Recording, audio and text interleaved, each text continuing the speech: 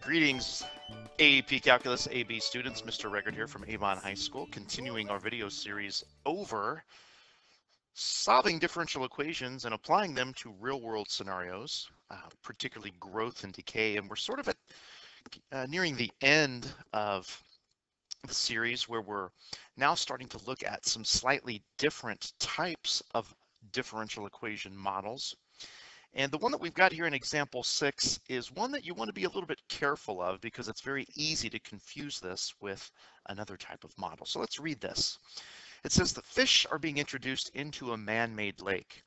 The change in the rate of fish, f, with respect to time t, is directly proportional to 900 minus f, where t is measured in years. When t is 0, there are 400 fish in the lake, and 3 years later, there are 600 fish in the lake. Our goal is to write and solve the differential equation that describes this situation. That describes this situation. So, what are we going to do? Well, one thing that we are not going to do is we cannot assume that this particular model is going to behave like the typical Kecht model, the ones that we had seen in some of our other videos. And the reason is because we don't have the same kind of relationships. We don't have the fact that the rate of change of the fish, which is mentioned right here, is proportional to the amount of fish. We see now that our direct proportionality is likened to 900 minus the fish, not just the fish. So we cannot just assume we're going to use the Kecht model. And we're certainly not going to. So what we're going to do in this problem is we're going to start from scratch and we're going to write our differential equation and we'll solve it, just like we did before we knew the shortcut to Kecht. So we've got the rate of change of fish with respect to time is equal to K times the quantity 900 minus F. That will set the stage for our rate of change of fish to be directly proportional to 900 minus the amount of fish. So from here, we're going to separate. We're going to have to realize that the 900 minus the f is a package deal. It will travel together. So if we want to bring the f's over to the left side, we will divide both sides by 900 minus f. So we would have this particular expression on the left side of the equation. And then I can multiply the dt over to the right side. And I am ready to take the antiderivative. F's on the left, the variable t on the right. So we're going to integrate both sides. So we'll get it set up. Again, you guys might want to just write an integral symbol in front of the two terms in the previous step rather than to write another step. That's perfectly acceptable. Now, when you integrate the left side, and this is one of the most common mistakes that I've seen students make, I'm not going to doubt the fact that you are going to get a natural log form because you are integrating essentially a 1 over u. So you will have the natural log of the absolute value of 900 minus f. But what students sometimes fail to see is that a u substitution is really at work here. U is going to be this 900 minus f, and if we take that derivative with respect to f, we're going to get a -1. And that -1 has to come out in front and sort of offset our expression. If this was a 900 plus f, we would not even be having this conversation. That negative wouldn't be there. So we're going to have to remember that because that can throw some things off. On the right side, we'll integrate k with respect to t as we typically do and get k times t. And in typical fashion, we're going to put the constant of integration only on the right side. All right, so from here, what we need to do is start doing some investigative work and figure out some of these variable names that really are constants. So if we look back into the problem, we're going to start seeing some information like at time 0, there are 400 fish in the lake. So we're going to go ahead and use that particular instance where t is 0 and f is 400. And this is going to hopefully find one of those constants for us. And the great thing about it, even if you don't know if this is going to find c or k, just start plugging them in and you'll start to see what variables disappear and what variables hang around. So if we let the fish be 400, we would have negative natural log of the absolute value of 500. Of course, the absolute values probably aren't needed there, and maybe in the next step, I'll get rid of them. And then if we let the t be 0, the k is going to go away completely, as you can see here. And then we're left with c, and I think we've answered our question. We've seen that the value of c is going to be negative natural log of 500. I'll put the 500 in parentheses at least. So we've got our c value. So now we can make the proclamation that our equation can really look like this. Negative natural log of the absolute value of 900 minus f is really kt minus the natural log of 500. All right, one variable down, we got another one to go. We're going to find the value of k. So we're going to read into our problem a little bit, and we find that 3 years later, there are 600 fish in the lake. So that seems like a pretty good pairing to plug into this equation. We know at time 3, f would be 600. So we'll rewrite our expression on the left side where we let the f be 600. So that will allow 900 minus 600 to become 300. And again, we don't need the absolute values, so we'll see those go away in a little bit. And then when the time is 3, we're going to have 3 times k minus the natural log of our 500. So there's where we're at. We, if we're clever, should be able to solve this for k. But we're going to have to remember some rules from Algebra 2 or pre-calculus. So the first thing that we're going to do is we're going to add natural log of 500 over to the left side. And I'm going to go ahead and let it lead off that term. And then we'll follow it with the minus natural log of 300. And again, I'm going to get rid of the absolute values. They're not needed. And that's all equivalent to 3 times k. Now I'm going to work under the assumption that we're going to try as best we can to avoid using the calculator as much as possible so that we can come up with a very accurate K. If you had watched one of my previous videos over the radioactivity of the amount of plutonium in Chernobyl, you'll find the perils that you can be faced with if you do round your value of K. In that particular problem, I was off by a couple of thousand years just by rounding it a little bit prematurely, like to the 5th or 6th decimal place. So let's keep the k as exact as possible. So you can do yourself a big favor here if you remember your rules for logarithms.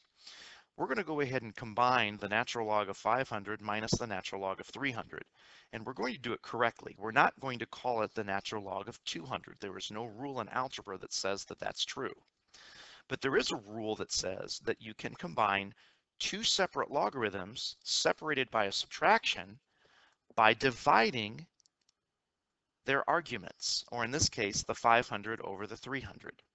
So this would be a legitimate way to simplify.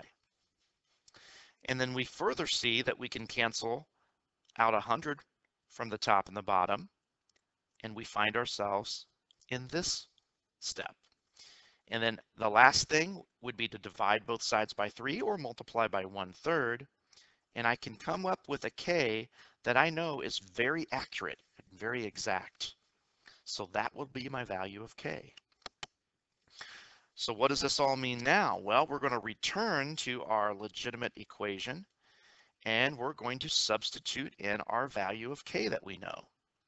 So our equation is now negative natural log absolute value of 900 minus f equaling this k 1/3 natural log of 5/3 times t minus the natural log of 500. And we have a very serviceable equation. In other words, we could plug things in for t and allow it to solve for f, or vice versa. Let's say we know the number of fish at a certain moment and we want to figure out what that moment is, and we could solve for t. But it's going to be a lot more serviceable if we can get this equation solved for f. That would be the best case scenario because we could very easily find the number of fish at a certain point in time. And if you look at part B, that's exactly what we're asked to do. Find the fish population at time 3. And I'm going to tell you that this might be the trickiest step. This one really involves a pretty good command of your algebra. So I want you to watch these steps very carefully, and as you solve problems like this in the future, try to replicate these same kind of steps. So what I'm going to do first of all, in an effort to get f by itself, I'm going to start saying all of these other things have to go. Like this negative sign has to go. This natural log is going to have to go, and eventually this 900. So in order to do that, I feel that it's best to get rid of the negative sign. So to accomplish that, I'm simply going to multiply the left side by a negative, and I'm going to multiply the right side by a negative. And in doing so, I can do a number of things with this. I could switch the order of these two terms, and I think I might decide to do that if that's all right. It's not necessary, but if I want the positive term to lead off, I could certainly justify that. And you can see how now there's a minus in front of this 1/3 natural log of 5/3 times t. All right, so we're making a little bit of progress. Now this next step, that is the tricky step. This next step is the step that's going to enable you to remove the natural log from this particular part. And we've talked about this in a number of our other videos, and it's a little step that I like to call exponentiating both sides. It's using the base e as the base of both sides, and essentially the two sides are going to be the exponents. So rather than to rewrite a full step, I'm simply going to put an e in both of those locations, and I'm going to make sure that I realize that all of this right side is going to serve as an exponent.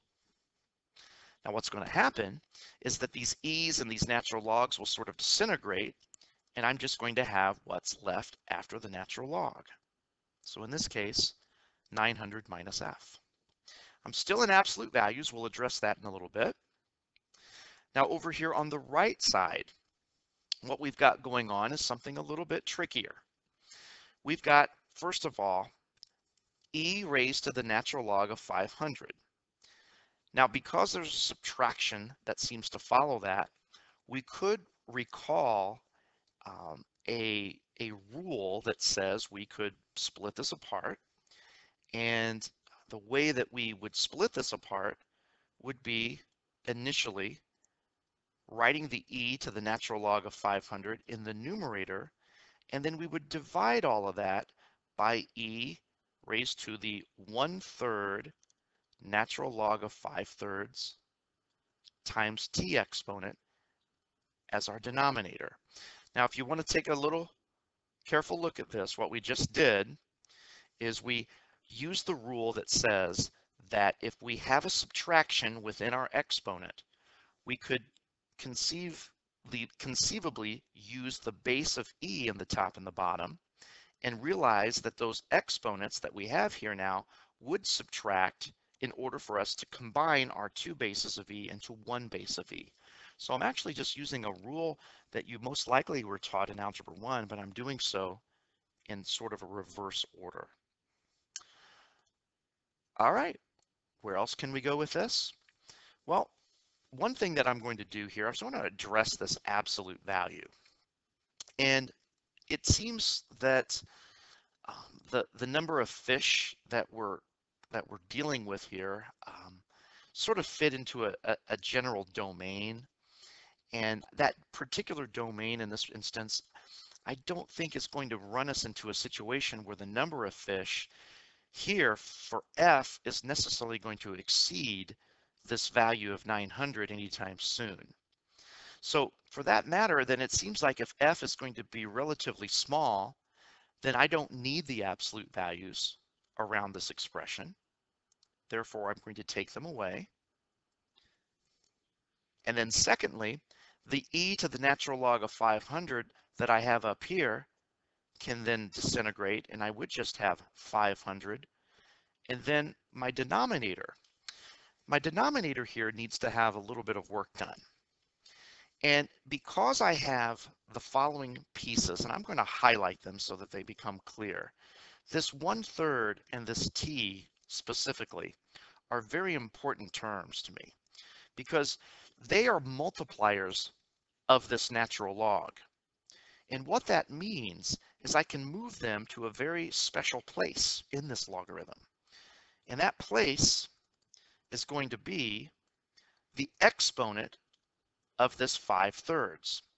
So I'm going to take that e raised to the natural log of 5/3, and I'm going to allow this exponent 1/3 times t, or t over 3, to be written as such.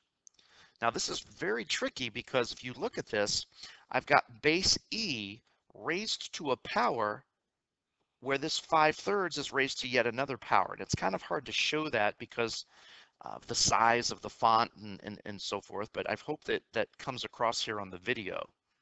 That's going to be very important. And the reason is because we now have the e and the ln very strategically placed together like this, which means that we can allow them to disintegrate away, so to speak, and we would be left with the 5/3 raised to the t over 3 power. So we're starting to make some progress. We're slowly but surely getting this f all alone. We just have a few more steps to do. It doesn't really matter what order you perform these steps, but I'm going to suggest a possible way to do this. I'm going to go ahead and subtract the 900 over to the right side.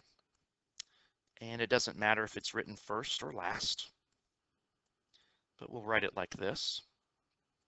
Maybe give me a chance to clean up this 5/3 that's raised to the t over 3 power. And then I'm going to go ahead and decide to multiply both sides by -1. Now, once I do that, I can say that I have f completely by itself. And I feel pretty good about that. I have a serviceable function here where I could very easily plug in a value for t, do all this computation, and come up with an f. However, there is a way that you can rewrite this to make this look just a little bit better. One is, first of all, to kind of tidy up the f and maybe put on his Sunday best and say, okay, f, you're really a function of t, and you're going to be 900 minus 500. And then what I'm going to do here is sort of fix this complex fraction by just simply multiplying by the reciprocal of 5/3, which is going to be, of course, 3/5, and still retain that exponent t over 3. And then I've got, I think, what I feel to be the most clean looking version of my function f of t. And now I can do all sorts of great things with it. Just one of which is answering part B. What would be the fish population after another 3 years? Now we have to be kind of careful here. When we say another 3 years, we don't want to plug 3 in for this. I get this mistake all the time. And you can probably see that if I were to plug 3 in for this, if that t were 3, this would end up being a 1 exponent, which causes this to stay as 3/5, which when multiplied by 500, I would get 300. Of course, 900 minus 300 is 600. So you're telling me that there's 600 fish in 3 years? Well, that's exactly what we used earlier to find k. So you have to be very careful about where your reference of time is. The key word here is another 3 years. So that means you would add 3 to the additional 3 that we already had. So we're looking at 6 years. So we just simply need to evaluate 900 minus 500 multiplied by 3/5 raised to the 6/3 power, or the second power. So this will ultimately become 900 minus 500 times 3/5 squared, which is 9 over 25. We've done a pretty good job of avoiding having to use a calculator. I'm proud about that.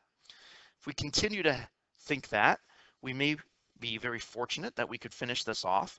If we take 500 divided by 25, 25 would go into 100 4 times, so it's going to go into 520 times. So you would have essentially 20 times that 9 that was still in the numerator, which of course is 180. And we all know that 900 minus 180 is 720. And that is how many fish there would be in the 6 years. So that really takes us to the final part of this problem, and that is, what about if time were to go on forever? Find the limit of this fish function as t approaches infinity and explain what the answer truly means. Well, to do that, what we will do is we will set this up by taking the limit as t approaches infinity. And I'm going to go ahead and rewrite the f of t function just so that we can really see what's going on. So we've got 900 minus 500 times 3/5 raised to the t over 3 power. So what we're saying is we want this exponent t to get really big. Well, what's going to happen if t ends up getting really big? We're essentially going to take this number 3/5, or 0.6 if you prefer decimals, and this 0.6 is going to get raised to a very, very, very large exponent. Even if we divide that exponent by 3, it's still going to get large.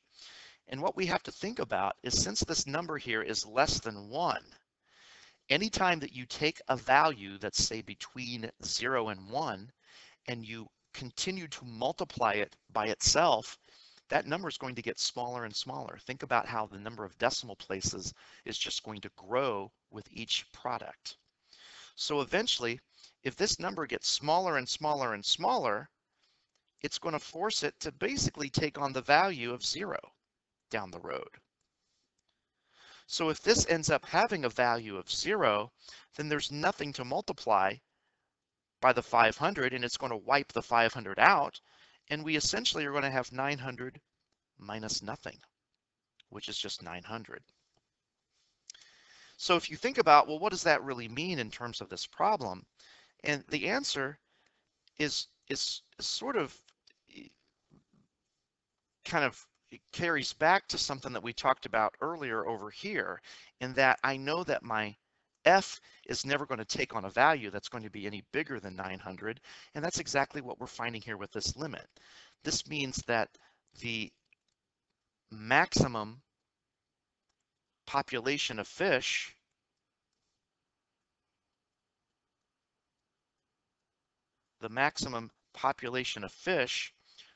will never exceed 900.